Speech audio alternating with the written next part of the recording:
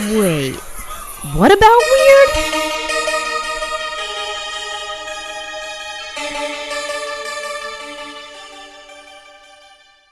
Hello, I'm Elena. And I'm Echo. And welcome to our podcast, What About Weird? A podcast where we discuss all things weird from cryptids and aliens to strange science and unhinged history. Today I'm going to be talking about the man who holds the record for the most times being struck by lightning and survived. So, do you know anyone who's been struck by lightning? Yes. So one of my mom's coworkers, when she was a waitress, I believe was struck by lightning either 2 or 3 times. He's actually got like a large scar on his head from when he was struck by lightning.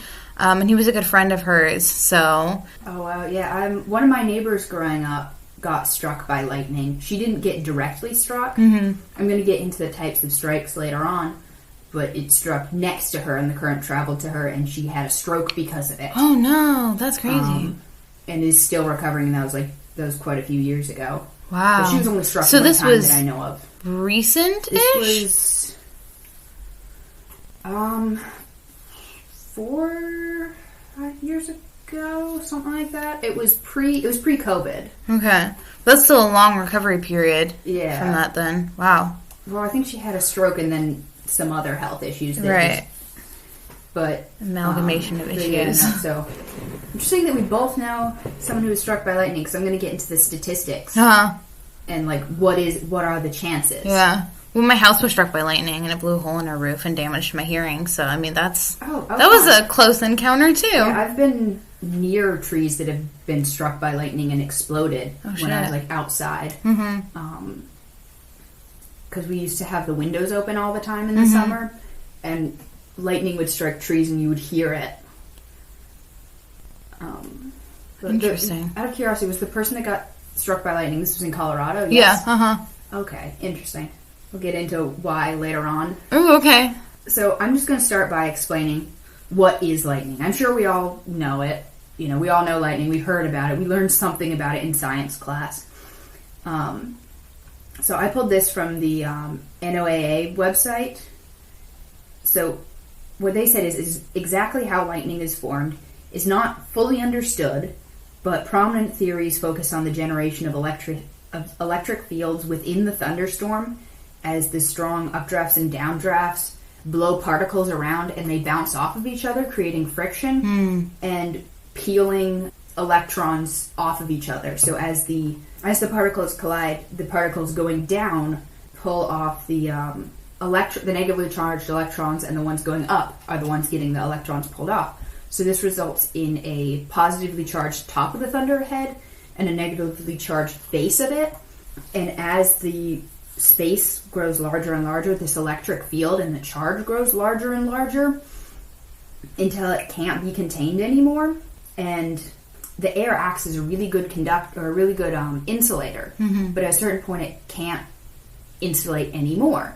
The positively charged molecules in tall objects like trees, telephone poles, what have you, get drawn to the top, closer to the negatively charged base of the cloud. Them being drawn together is what forms lightning. And because it's a closer distance to something taller, this is why things that are taller tend to get struck. Like I said, trees and telephone poles. Yeah, so this is why people put lightning rods outside or like on top of their houses to prevent the lightning from striking other things. It'll strike that lightning rod instead. Yeah, it's because the goal is to have that be a tall object to channel the electricity through. And the reason that they're made of metal is because metal is a very good conductor, so it flows easily through it, and it'll flow down through a wire into the ground. Okay. So it'll channel it around. Think like having gutters on your house. Mm-hmm. It keeps the water from going all over the place, and it channels it through this gutter and down towards the ground. Right. The reason why people can get struck is, particularly in big open areas, is because you are then the tallest thing. Mm-hmm. You are the tallest object. If you're standing in an open field, you're the tallest object. But if you're standing near a tree, you can be close enough to a tree to get struck. I'll get into that more later. But it's because the tree is being that lightning rod. Uh-huh. So that is the basics of what lightning is. And so thunder is the sound that is made from lightning. Where there's thunder, there's lightning. Right. Thunder is the sound created, the sonic compression created when the air around the lightning bolt is superheated to about 30,000 degrees Celsius or more. And this is in a fraction of a second, so it expands super rapidly and creates this sonic boom, which is what thunder is. Mm-hmm. And it's similar to the shockwave formed by fighter jets. That super air compressed compression and expansion. So what happens when you get struck by lightning? I pulled this from the National Weather Service website, and according to them, there are 5 main ways a person can get struck by lightning. The first is a direct strike. The person struck directly by lightning becomes a part of the main line. So you are the lightning rod in this case, if you were to be struck by lightning. Most often direct strike victims are in open areas, and so they are the tallest object. Like I said, if you're in an open field, you're the tallest object, you're the closest point to those clouds. Direct strikes are not the most common, but they are definitely the most deadly because you are getting the most direct charge struck, like pulsed through you. And when you're hit by a direct strike, part of the charge goes along your skin, which results in the burns. Like you were saying, your mom's friend. Mm-hmm. I don't know if that person was struck directly or not, but Yeah, I'm not sure either. But can result in burns on the outside. But the part that's more risky is that a big portion of the charge goes through your nervous system and your circulatory system, and it can wreak the most havoc on your insides. So even if you don't have visible burns, if you're directly struck, you could still have internal bleeding and nerve damage. Dang. And like internal burns. The ability to survive this type of strike, even if you live afterwards, is like right after being struck, is how soon can you get to medical attention. Like I said, you could still have internal bleeding and nerve damage you don't realize. And if you think you're fine, even if you're struck by even if you think you're fine, if you're struck by lightning, seek medical attention because there could be internal damage. And that is what is the most fatal about a lot of lightning strikes. The second type of lightning strike is called a side flash or a side splash, which occurs when lightning strikes a taller object near the victim and a portion of the current jumps to the person. Basically, the person is a discharge point. So think when you build up a lot of static electricity, like you're running around carpet in socks and you touch someone else. You are the thing with the charge. That person is a discharge point. So you can touch 2 things and 2 things can get shocked if you're full of static electricity. Okay. So is that what happened with the lady you knew? Yes. Okay. From what I understand, she was telling me. And side flashes generally occur when a victim is within a few feet of an object that's struck. So if you're taking shelter under a tree from the weather, from hail or rain, under a tree, that's when you're probably going to get a side splash shot or side splash strike. The third kind of lightning strike is called a ground strike or ground current. When lightning hits an object, a lot of the charge travels out through the ground. So it hits this tree and it goes out. It spreads out through the ground like a ripple. And anyone standing outside near that thing that's been struck can get some electric charge, and it will go through the nearest point of the person and out the furthest point. So if your left side is closest to a tree that's struck, it'll go into your left side and out to your right side. The further apart these points are, the more damage that can be caused. So if... Really? So it's like it gains more? Yeah. Interesting.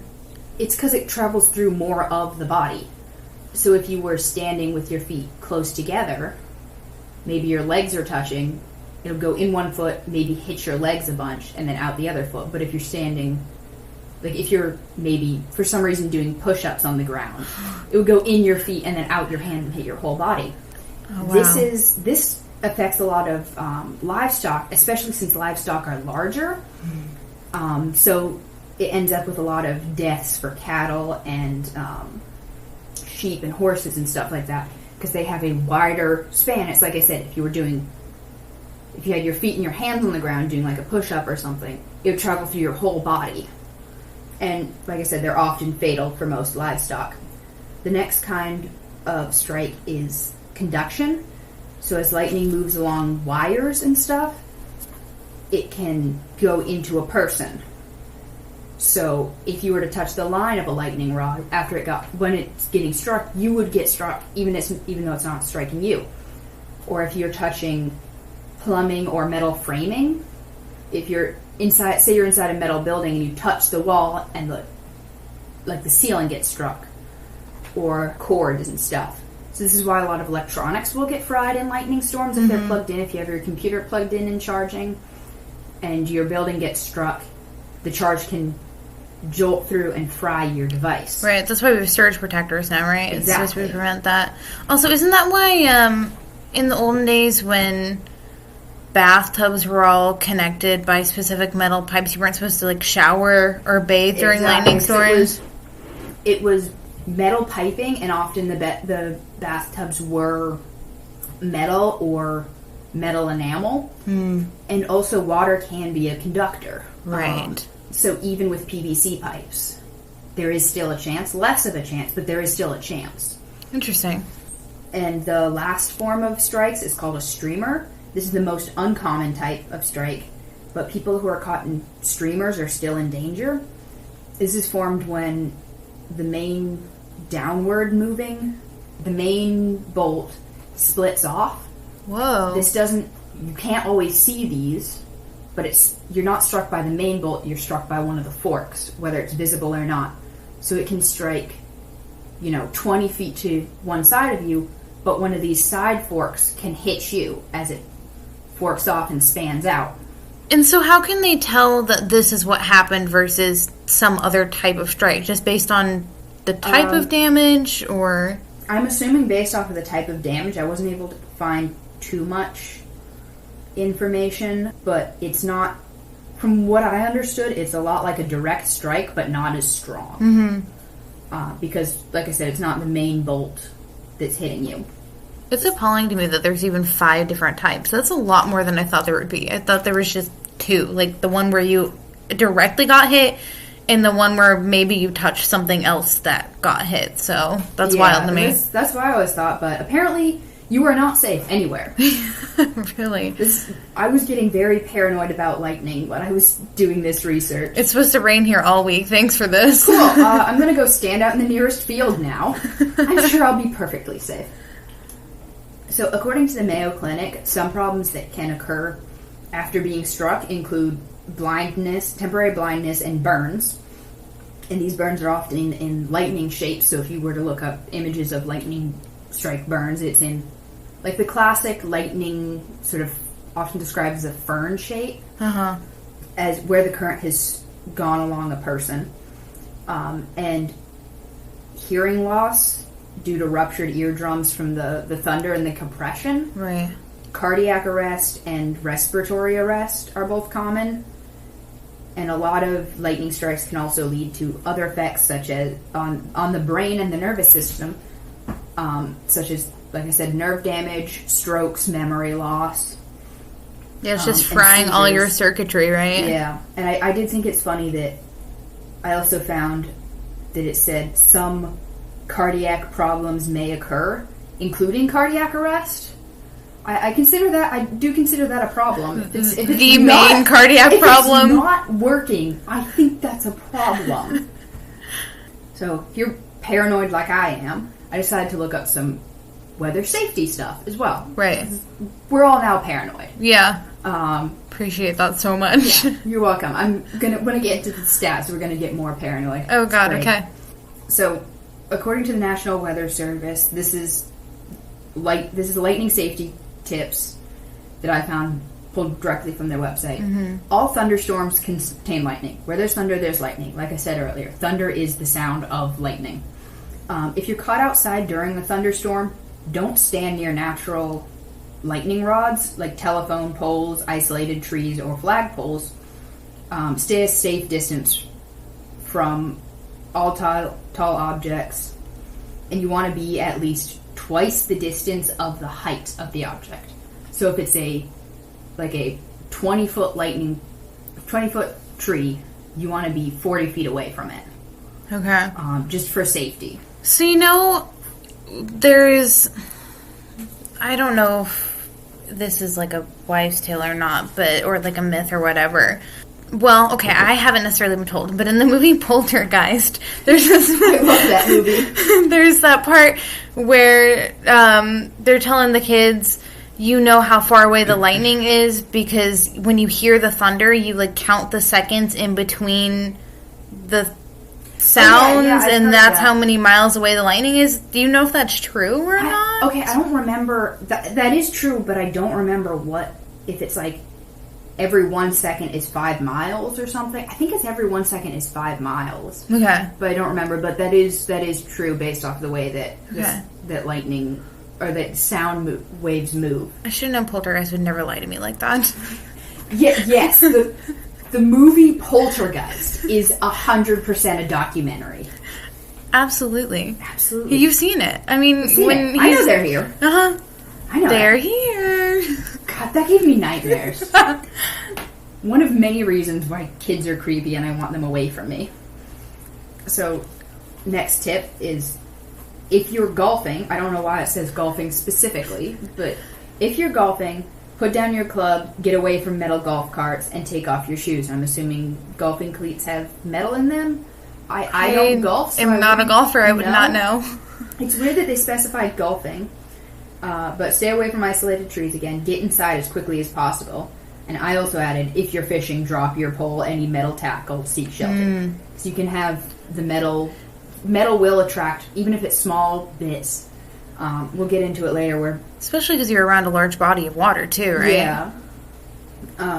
And usually you are generally pretty isolated. You can have trees right behind you, but there's usually nothing in front of you for a little ways if you're off a river or a lake. So, if your hair stands on end, lightning is about to strike, you move indoors as quickly as possible. When lightning threatens, get inside a house or large buildings or all metal vehicles. We'll get into that later in the story because that comes up again.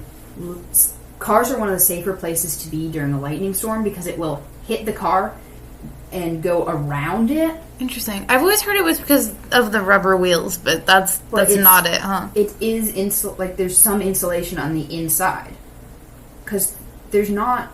Okay. There is metal on the inside of cars, but you have the upholstery as a bit of a dampener. If a thunderstorm approaches when you're outside in a forested area, take shelter under a thick grove of trees, of small trees, and stay away from tall trees. Okay. Because it's less isolated stuff, that the lightning will hit the taller, isolated trees. If it's short ones that are close, and there's some tall trees of, little ways, stay in the thick, small trees. Okay. Because you're going to be safer. Don't be a lightning rod. It could be fatal. I said that earlier. You don't want to be the tallest object. Don't stand on a hilltop, open field, open beach, open areas. No good. This is really bad news for my dad where he lives because it's just all flat, open nothingness. But they also never get rain, so I think they're okay. So what your dad needs to do is find the nearest hill, get a golf club in one hand, a fishing rod in the other, stand on the hill in the one thunderstorm they get a year, and just wait. He'll be perfectly safe. Trust me. You know, there's this crazy trend when Benjamin Franklin did his whole flying the kite and lightning thing, which we now think maybe didn't even happen because he's the teller of tall tales. He also invented the Jersey Devil. So oh my God, I have skepticism. I forgot about that. But I guess there was this whole lightning craze going on around that time after he supposedly did the whole kite and lightning thing where people thought it was a good idea to protect themselves from lightning. They would basically wear hats that had a lightning rod on them, or they would have umbrellas that had tall metal points on it. Which would, so you're attracting lightning to you? Because doesn't that seem like you would get hit more? So anyway, old-timey people were stupid. I don't know. I guess if you're the tallest object with a metal rod, you're doing everyone else. It's a public service, maybe? Yeah, I don't know. It became like a fashion trend. I don't know why they thought that it was protecting them somehow. Or maybe they wanted to get struck by lightning. I don't know. I don't know. Maybe they wanted to look electric. I don't know. It's electric. Do, do, do. Okay. Anyways, if you're in a thunderstorm and lightning approaches, or if your thunderstorm approaches when you're swimming, or near water, get away from that water. Like I said earlier, that can be a conductor. Fish in ponds that are struck by lightning will often get fried. Yeah, like the whole pond of fish, right? Mm-hmm. Wow. And you don't want to be one of those fish. During an electric storm, put down umbrellas and stay away from wire fences. So don't be Benjamin Franklin's friends.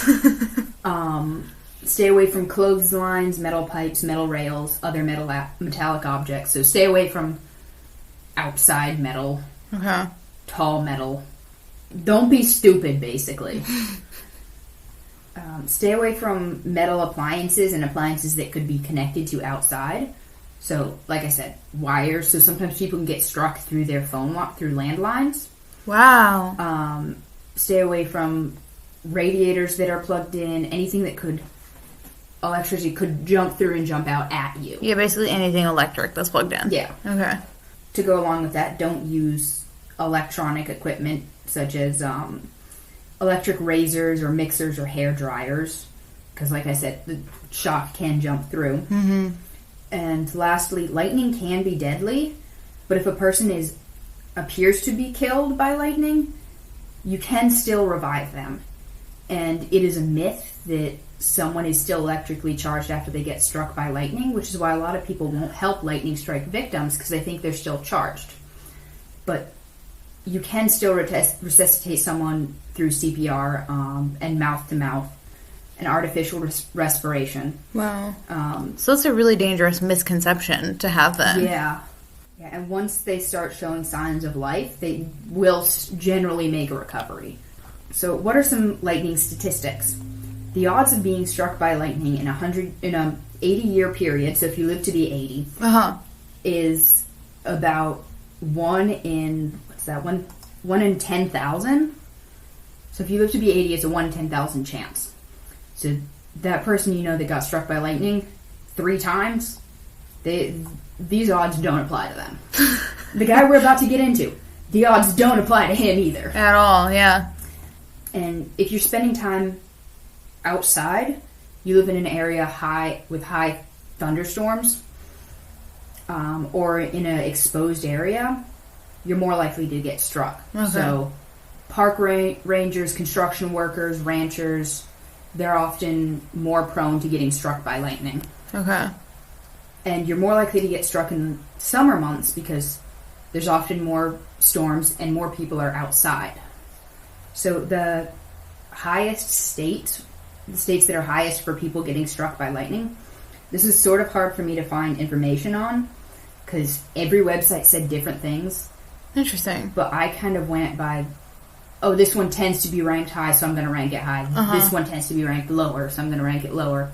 But it's generally roughly the same ones, just in a different order. So number 1 is Wyoming. Number 2 is Florida. 3 is Texas. Then Missouri, Colorado, North Carolina, Montana, Mississippi, Nebraska, Arkansas, Oklahoma, and then North Dakota are the top 12. Okay, so what are the top 3 again?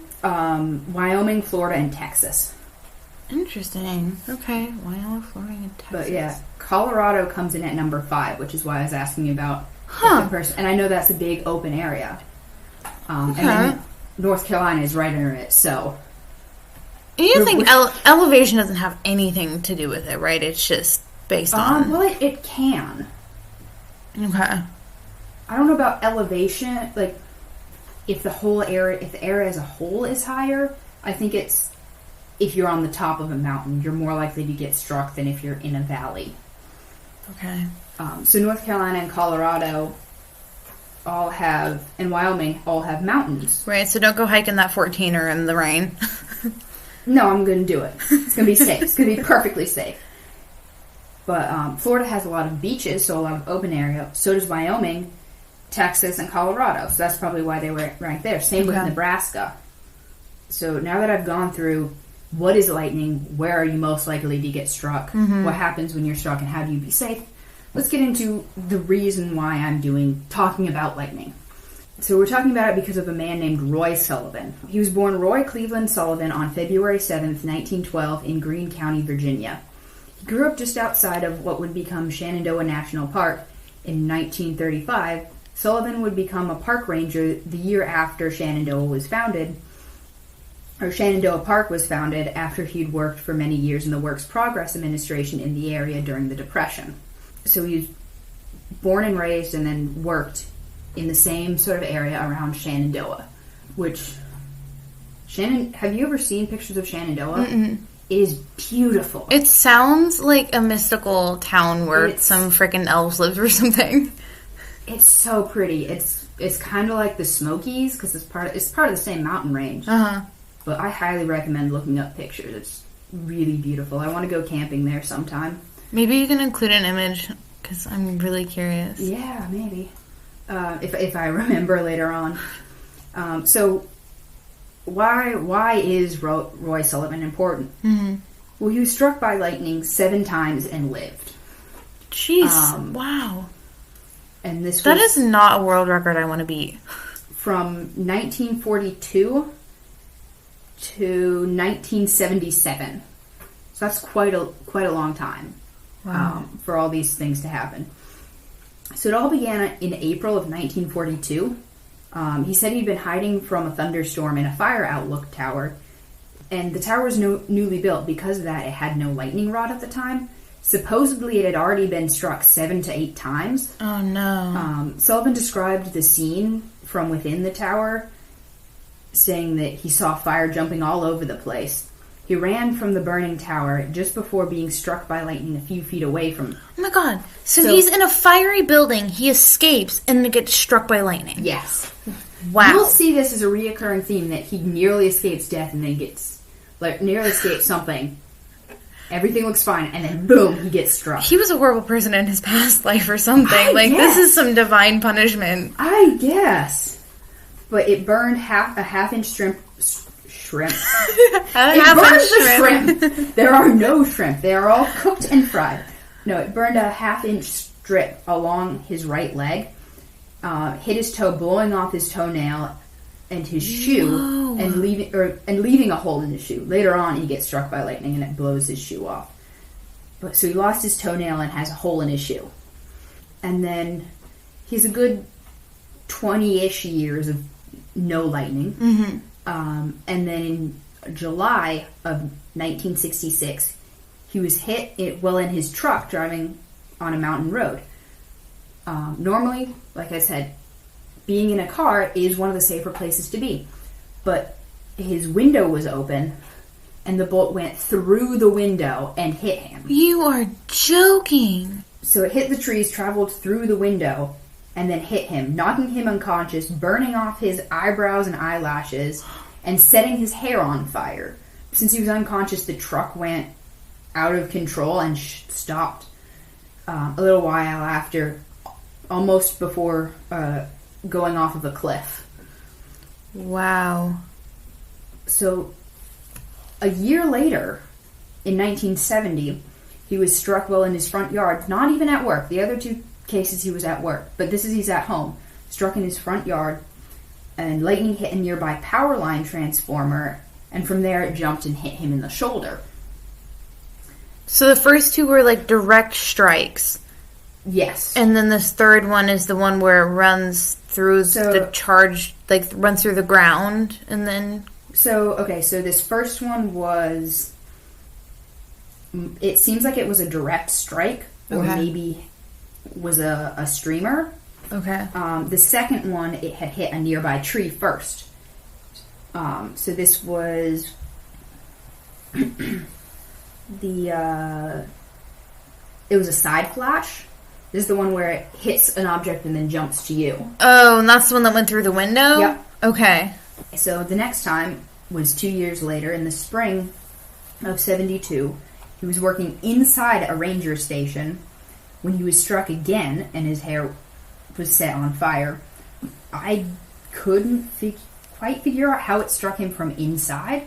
I'm assuming he was probably near like a vent or a window or touching something, or maybe under an awning. You know how some ranger stations will have a bit of an awning and an outside bit? Right. So that was slightly unclear. I couldn't find information on that.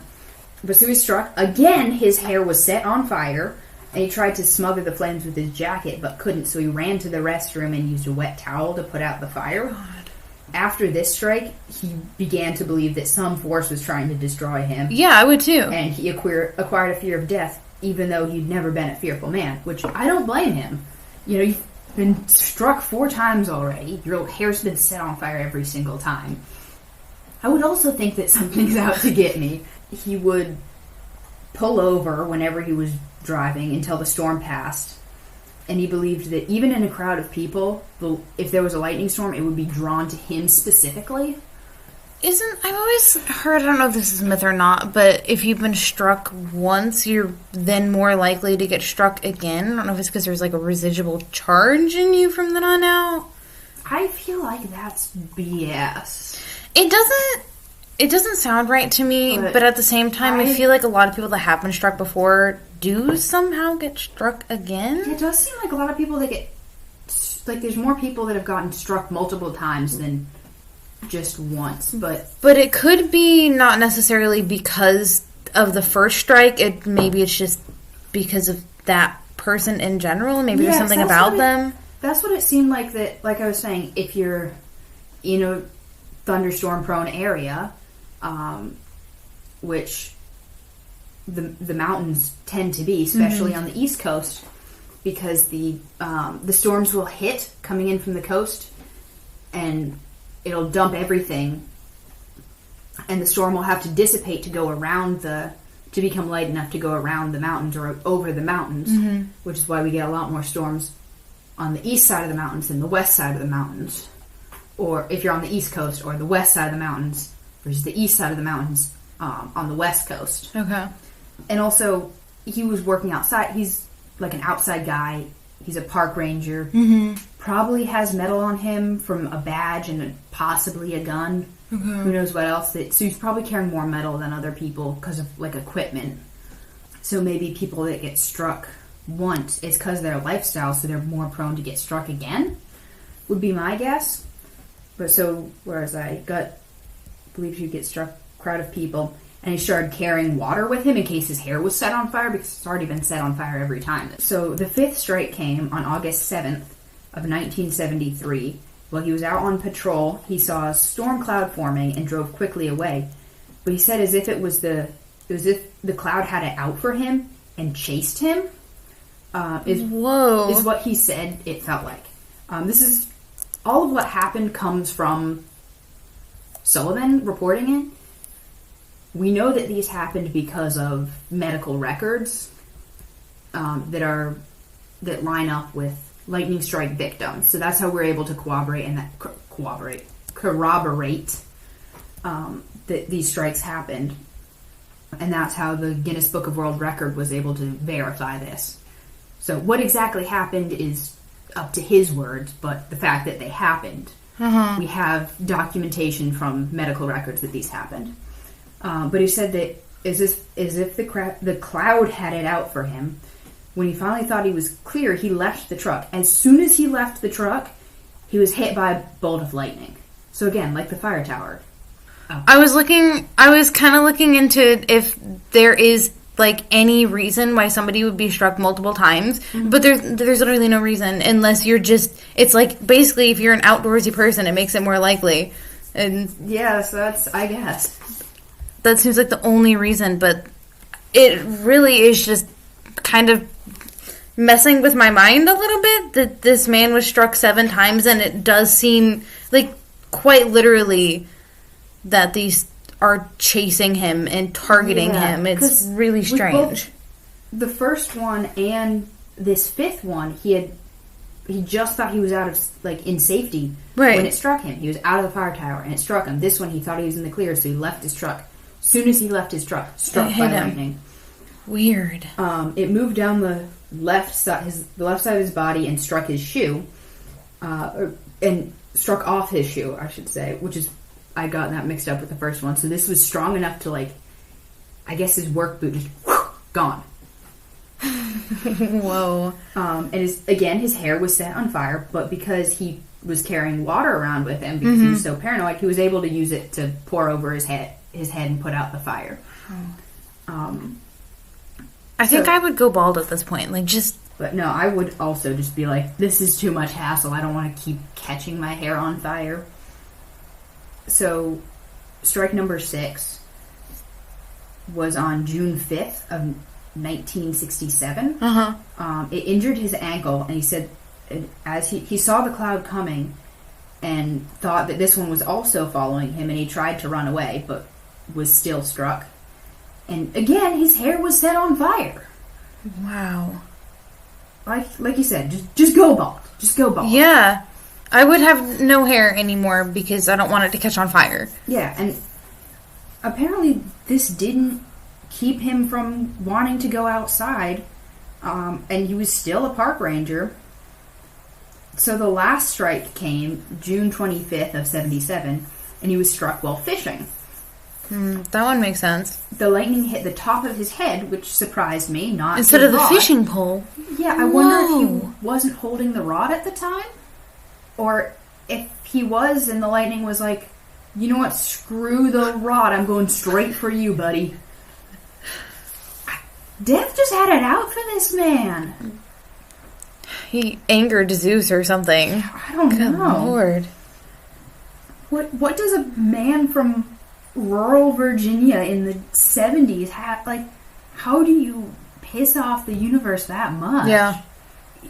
Like you said, must have been really bad in his last life. But, so again, it set his hair on fire and then traveled down through his body. He was stunned, and when he turned back to his car, apparently, this is according to him, a bear was by the pond stealing his trout directly from his line.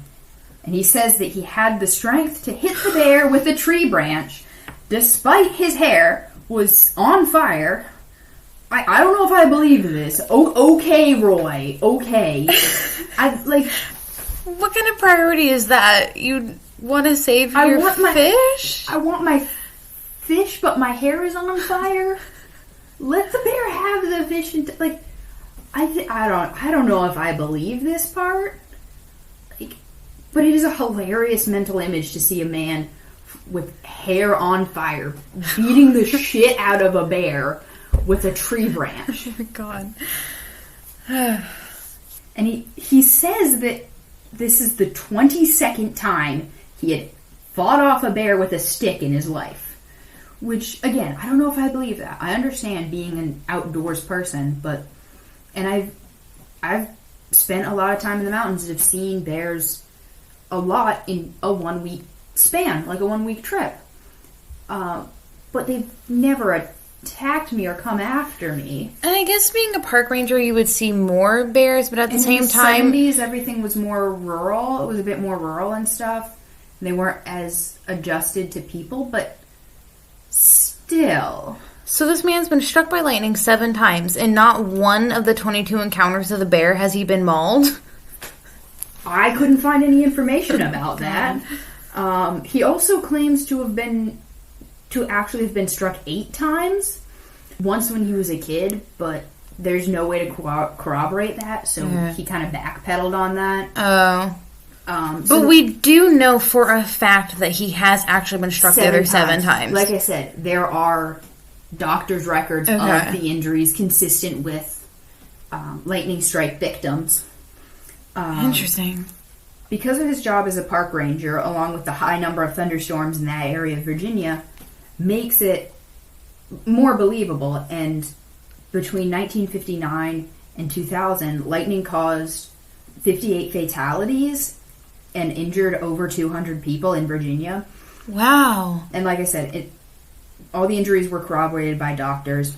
However, towards the end of his life, people started avoiding him because they were afraid they were also going to get struck by lightning. Yeah. And this made him really, really sad and really depressed because he would just be having a normal day and a thunderstorm would come out of nowhere and someone would be like, Oh, bye. Oh my god, that's so sad. This poor man. Because they were afraid the lightning would hit him and jump to them. Right. And remarkably, his wife was also struck by lightning. Whoa. Again, corroborated by doctors, according to what I was able to find. While she was out doing laundry, lightning came out of nowhere and struck her. And Sullivan, who was right next to her, did not get struck for a change. It just missed him that one time. It just missed him. He was like, oops, wrong person. Wrong Sullivan. Case of mistaken identity, I guess. But so to recap. Struck 7, possibly 8 times by lightning. Fought a bear off 22 times. People avoided this man because they're afraid of being struck by lightning. His hair is basically, might as well just be gone at this point. It regrows, gets burned off. It's gone. I'm assuming probably all kinds of health issues. I'm surprised he can even grow hair after his scalp being set on fire so many times. Yeah, you would think. Interesting. I don't know. I've never gotten my scalp burned. Me either. So his life met an unfortunate end in September of 1983 when he took his own life with a self-inflicted gunshot wound. Oh he was 71 years old. Despite everything he survived, his passing is a sad reminder that often what's the most dangerous to us is the struggle within our own minds. However, there is some controversy on if it might have actually been murder. Oh, whoa. Because, so a number of his family members do not believe he would have done this. Uh-huh. Which, I'm assuming he probably had a lot of mental issues from the paranoia, people avoiding him, and just regular nerve stuff. Yeah, I'm sure his brain got, zapped so many times that probably does cause mental issues. Some of his family, I believe it said his sister, didn't believe he would have done this, and his wife was the one who reported his death, and she had said she had woken up to him next to her and found him dead. So she didn't hear the gunshot? She said she was a heavy sleeper, which I don't know how you wouldn't not hear a gun, like, no matter how heavy of a sleeper you are. I'm assuming this man didn't have a silencer, and if he did, why in the bed with your wife? Just why? I just don't think that there's any way she wouldn't hear it if he did it right next to her in bed. Absolutely deaf, but you'd still feel it. So interesting. There's some controversy there, but regardless, it's still very, very sad. Mm-hmm. But his official cause of death is listed as a self-inflicted gunshot. His gravestone reads, "We loved you, but God loved you more." And that is all I have on Roy Cleveland Sullivan. Oh, that was a really sad ending. I know. It was like super funny, and then you got to the end and you're like, I feel bad for everything I've laughed at. Yeah. Gosh, especially surviving so much your entire life, getting to the age of 71, and then going out like that is just so sad to me. But I don't know. I guess I could understand him possibly having several different medical conditions, including neurological conditions, from getting struck by lightning 7 times. I'm assuming probably his after that much, like, his body is failing him, I would assume, from that much volts getting stuck to his body repeatedly. That and the depression from nobody wanting to hang out with you because they think they're going to get struck by lightning, so... But, outside of this sad ending, it is a entertaining story. Yeah, it's very interesting. It's kind of comical.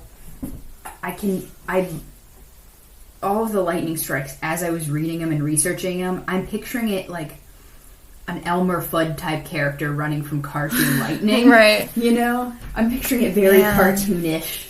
Thank you for sharing, because I had no idea about any of that. Yeah, so have fun being paranoid about lightning. Enjoy that. Well, dang it. Good luck out there, everybody. Stay safe. Hey, I just wanted to say, if you have any story suggestions or you have any weird stories of your own, please drop us a line and email us at whataboutweirdpod@gmail.com. Thank you.